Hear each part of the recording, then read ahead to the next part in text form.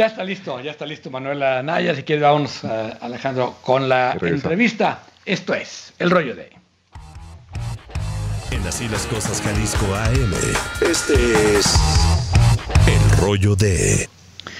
Manuel Anaya, qué gusto tenerte en el programa. Muy buen día. Hola, Diego, Augusto, Alejandro. Manuel Ayala, pero. Manuel, perdón. Perdón, sí. Manuel. Manuel, muchas gracias. Y lo que sí, estamos todos así como diciendo, ¿qué pasó este fin de semana? ¿Qué significa esa suspensión de la Corte? Y si es cierto, como dice la presidencia, pues que se tragaron páginas de la Constitución. ¿Cómo estás viendo tú esta resolución? Mira, lo que vimos en la resolución del viernes es algo que ya ha hecho la Corte. Para empezar, es algo que ya ha hecho la Corte en otras controversias constitucionales. Lo único que hace es, para evitar daños irreparables a derechos humanos, el que se suspenden los efectos de las normas impugnadas. El tema viene, de hecho el precedente viene desde 2016, en una legislación que autorizaba o hacía pública las declaraciones de algunos funcionarios del gobierno del Estado de México. Desde aquel entonces la Corte empezó a acuñar este criterio. El tema viene porque la legislación que regula las controversias constitucionales no prevé la suspensión, así tal cual, ¿no? De manera literal. Lo que pasa es que la Corte ha hecho una interpretación que le llaman interpretación conforme a la Constitución, donde establece a través de este criterio que sería de pocos efectos o efectos casi nulos la resolución de la Corte si no se suspenden en ciertos casos. Hay normas que si bien tienen una presunción de constitucionalidad, lo cierto es que pueden causar daños irreparables a derechos humanos.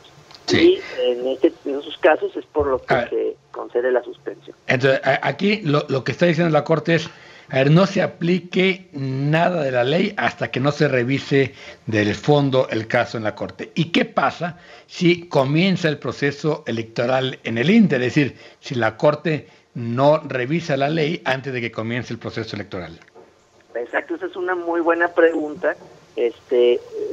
Fíjense que por efectos de esta suspensión se da algo que le llaman reviviscencia, es decir, vuelven a estar vigentes las reglas anteriores a esta reforma.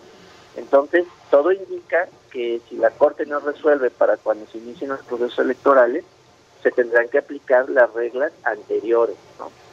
Esto para salvaguardar la operatividad del INE, ¿no? Que es lo que se está previendo aquí. Pero esa sería la consecuencia. Y bueno, la interpretación ahí es que están legislando de facto. Exactamente, pero en realidad esto es algo que ha hecho la Corte cotidianamente. Quiero ser enfático en esto porque sí se maneja esa falacia, ¿no? De que es algo a oscuritas y que esto no se ha hecho. Eso es una mentira. Esto lo ha hecho la Corte en varios precedentes. Incluso ha sido ratificado por la misma segunda sala al resolver impugnaciones contra la misma suspensión, contra este tipo de suspensiones. Manuel, ¿qué tal? Buenos días. Gracias por estar con nosotros, Augusto Chacón. Pensando en un escenario negro y dada la beligerancia de las declaraciones del presidente contra la Corte, es tremendo. Es decir, subyace el mensaje de pues que digan misa, ¿no? O que digan la Constitución. ¿Cuál sería el escenario más negro? Que tengamos un consejo dominado por el presidente y al mismo tiempo una Corte legalmente jalando para otro lado. ¿Cuál sería un escenario más negro? Que el INE pusiera en juego el plan B, aunque lo hubieran suspendido la Corte, como ha sucedido ya, por ejemplo, con el Tren Maya. Exactamente. Creo que ese es el peor escenario, y creo que lo escribía bien Diego, vi una columna de él en El Informador, que decía que pues sí, está la suspensión y todo, pero están copando las posiciones en el INE, ¿no? ¿Qué es lo que podría ser? Y no estoy dando ideas, ojalá no me escuchen, ¿verdad? Pero creo que aquí el tema es que quien quede como nuevo presidente del INE, pues podría llegar a desistirse, ¿no? De la acción, de la controversia constitucional. Hay que recordar que estos procedimientos no son oficiosos, ¿no? Siempre corresponden a una instancia de parte agraviada, le llamamos, ¿no? Entonces, es una facultad del titular del INE promover las controversias constitucionales, y pues si cambia ese titular, pues también se puede desistir, ¿no? Ese es un escenario muy negro, muy complicado, pero por otro lado, pues sí, hay que recordar que lo que dice la Corte es indiscutible cuando se haga cosa juzgada, ¿no? Entonces esa suspensión, si queda firme, pues... ¿Se cortó? Sí, creo que lo perdimos a Manuel Ayala. Muy interesante lo que nos está diciendo. Esto último que dijo, sí, sí, creo que no es pensar en un escenario negro, es como lo pensaron, sin duda, o sea, están viendo la salida. Pero ¿es el presidente del INE o es el Consejo General del INE quien tiene esa autoridad? Esa es la duda que me queda. Tiene que instruirlo el Consejo.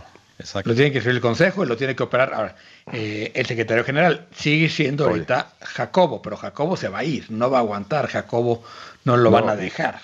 A ver, y lo que estaba diciendo... Ya está ahí, Manuel, ya está Manuel ahí. Ya regresó Manuel. Manuel, te perdimos, estábamos, a ver, platicando. ¿Tiene que ser el presidente del INE o el Consejo General quien instruya esta desistirse de la controversia? Es el presidente del INE. La facultad para promoverla es el titular del INE, ¿no? Entonces, en sentido contrario, pues quien se podría desistir sería el titular del INE. Obviamente que estas decisiones, pues casi siempre lo ordinario es que se consensuan y van en una línea, ¿no?, del Consejo del INE, pero pues ya en estas cosas hemos visto muchas cosas muy diferentes a eso, ¿no?, en varios organismos. Pues sí, porque aquí el tema, por el otro lado, digo, lo estábamos platicando ahorita que saliste del aire, Manuel, que seguramente lo vieron así, con este planteamiento que es muy revelador, ¿no? Que no sea el comité en general, sino que sea el presidente del INE el que pueda ir en contra de este tema o mantenerlo. Pero seguramente lo vieron así, ¿no? Y entonces el presidente podría decir, bueno, no querían la autonomía y ahora no la dejan ser a esta mujer o a quien vaya a quedar. O sea, es un ejercicio de comunicación perverso por donde lo veas, ¿no? Exacto, por eso yo creo que el otro flanco que creo que no le hemos echado mucha atención es a la designación, ¿no? Y creo que ahí estaría otro ámbito que se debe de combatir argumentativamente e incluso jurisdiccionalmente, ¿no?, en esas designaciones. Pero pues ahí sí es otro tema ya más político, pero creo que pues todos estos riesgos pues son calculados, ¿no? Como bien dice. Ahora, si la controversia la promueve alguna otra institución, algún partido político, algún poder de un estado, digamos un congreso de un estado, ¿quién más puede recurrir a esta decisión? Sí, las controversias solo son los organismos autónomos, en este caso, ¿no?, que estamos hablando.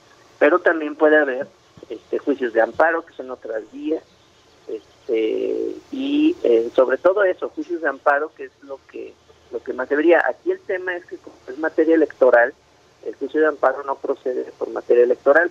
Habríamos que ver qué tipo de normas sí se podrían impugnar, por ejemplo, las que despidan al personal de carrera de ahí del INE, etcétera. Hay algunas que sí caen en una excepción, que sí podría promoverse juicio de amparo, pero como es materia electoral en general, pues no procedería otra vía, ¿no?, más que la controversia. Manuel, pues muchas gracias por estos minutos. Seguiremos en contacto contigo porque esta novela va para larga. Te agradecemos tu claridad y que nos ilumines en este tema. Muchas gracias, Manuel Ayala. Gracias. Gracias, Diego. Hasta luego. Buen día. Hasta luego. Manuel Ayala, constitucionalista.